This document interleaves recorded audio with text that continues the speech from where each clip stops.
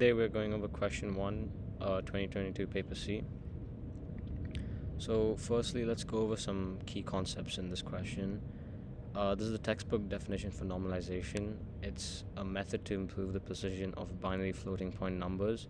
So positive numbers should be in the format 0, decimal point, and 1, and the negative numbers should be in the format 1, 1 decimal point, and then 0.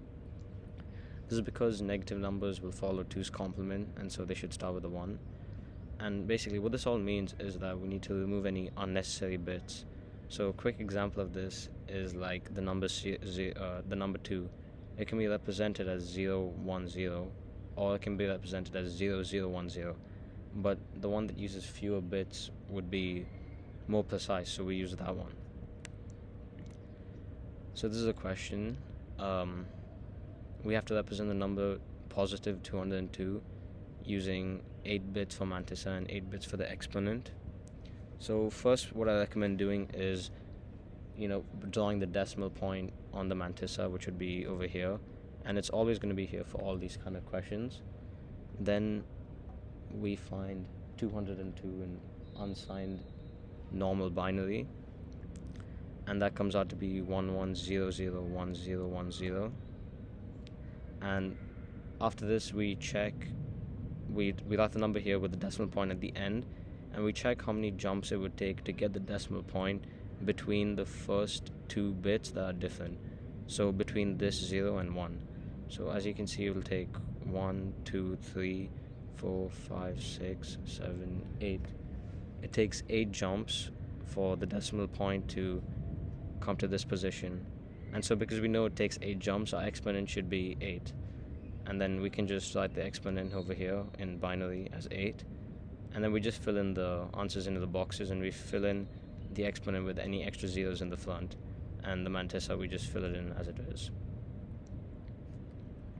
Use a slightly different method of getting the answer, but the answer should be the same for the mantissa and the exponent.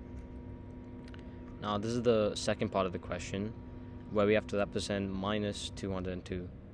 So there's only one small change here.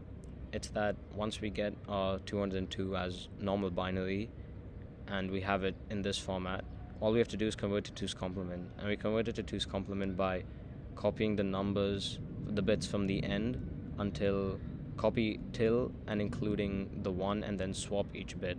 So that's how we get 2's complement. But our exponent will stay positive, as we still want it to we still want the decimal point to jump 8 spaces for us to get this number over here, for the decimal point to go from this position to this position. So exponent will stay the same, it's just our mantissa will be in 2's complement.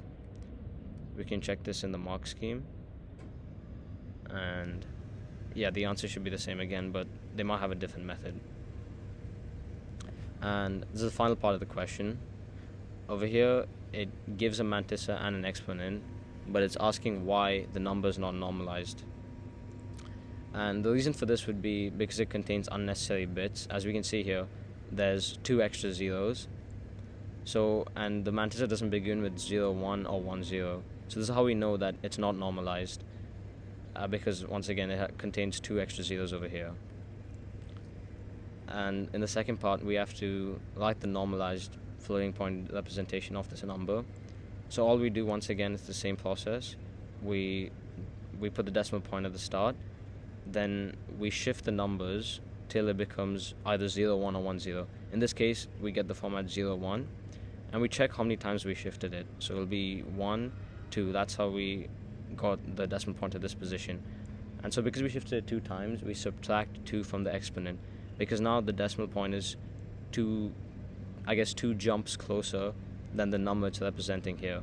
So originally the exponent is 24, we subtract 2 from that and we get 22, and then all we have to do is represent that in normal binary, 22, and then we just fill in the answers and we put in any extra zeros. By the way, these extra zeros are just to fill in the boxes of the answer.